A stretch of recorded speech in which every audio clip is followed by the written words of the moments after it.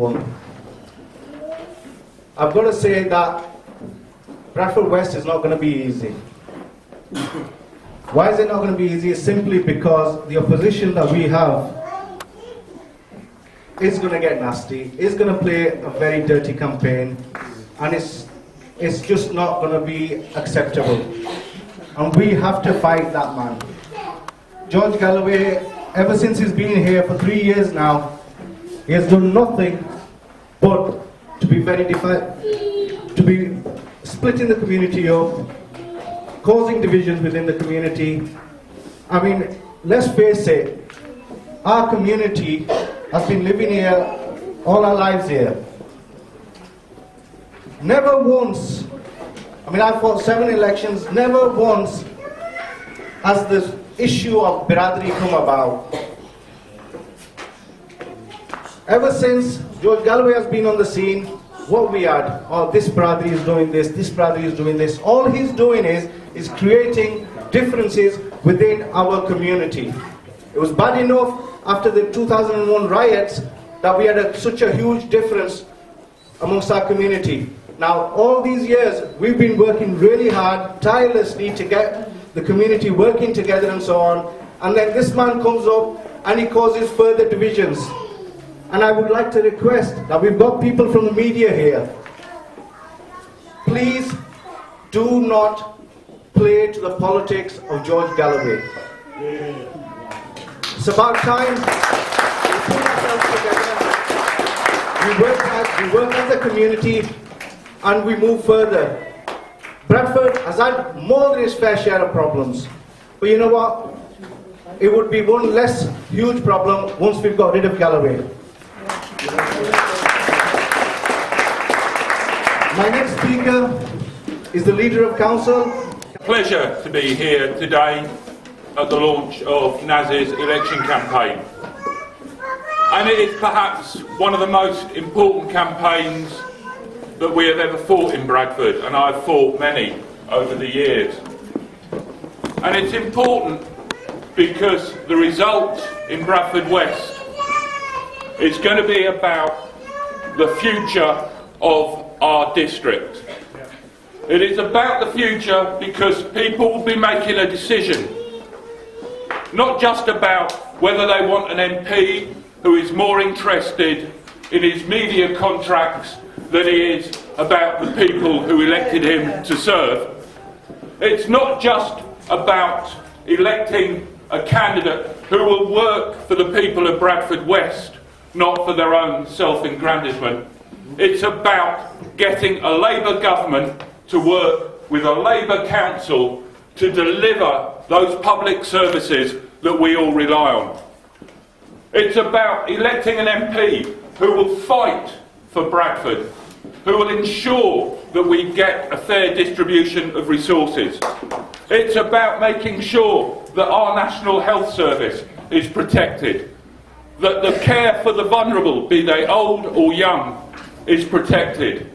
It's about making sure that we can continue to create jobs, as we have done with a Labour council in the teeth of massive cuts from this coalition government.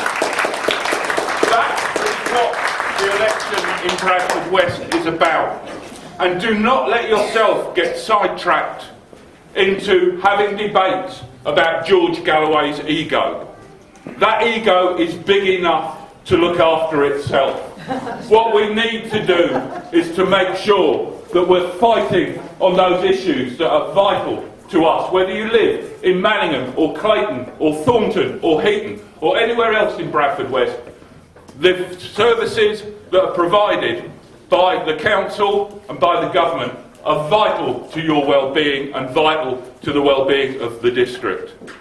And if we get back to a situation where we have Labour MPs in Keighley, in Bradford East, in Bradford South and in Bradford West, we will have a strong voice in a strong Labour government, making sure that we're fighting for the people of this district. And that's what we need to do in May, is get 4 Labour MPs, and I'm sorry for the people in Shipley, but the chances of us, of Philip Davis going, much as I would love it, are perhaps slightly less than they are of getting rid of Galloway and Ward and getting Judith Cummins elected in Bradford South and John Grogan in to replace Chris Hopkins. Yay.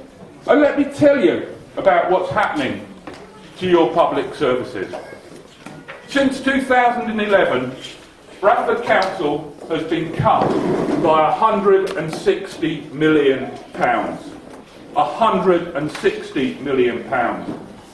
And we know, because the Tories have told us, that if they are re-elected in May this year, we will face further cuts over the next 5 years of at least £130 million.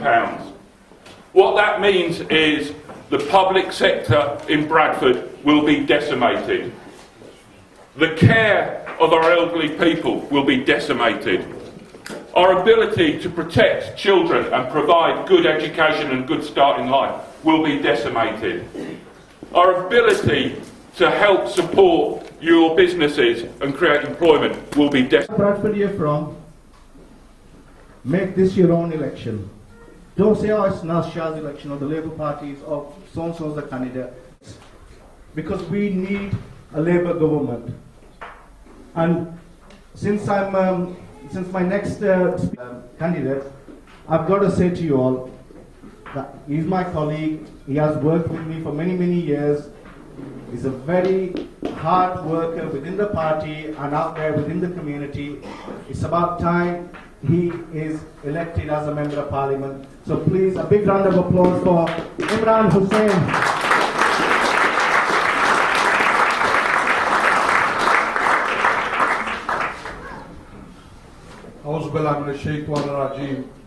Bismillahir-Rahmanir-Rahim. Distinguished guests, sisters, brothers, Assalamu alaikum. Can I firstly say, I've just come from a door knocking session that I'll come on to in a short while, but I left that session along with my team to come here because I wanted to emphasize the importance of this campaign even over and beyond the Bradford East campaign. And it gives me absolute pleasure to come here to support my sister Naz Shah, who will be a fantastic candidate and a fantastic MP. Naz Shah needs no introduction. In the time I've known her, I am absolutely sure she is her own introduction. But friends, this election is not about Imran Hussain in Bradford East. It is not about Naz Shah in Bradford West. It is not about Judith Cummins in Bradford South. It is not about John Grogan in Keighley. We have a very clear choice. This is one of the most important elections that our generation will have taken part in. This election is the difference between a Conservative government supported by the Lib Dems and a Labour government. That is the stark choices that people have, and that is the way you must look at this. Now, I've been out on the doors just today, and door after door I knocked on. Nobody talked to me about an economic recovery. Nobody talked to me about employment increasing. Nobody talked to me about jobs being more widely available. The conversations people were having with me, door after door after door, was the real situation they have to go and face every day. Like the lady I spoke to today, who has been working since she was 16 years old. And she, at the end of the month, the last week, she has to go to a food bank to make sure that she can put bread and butter on the table.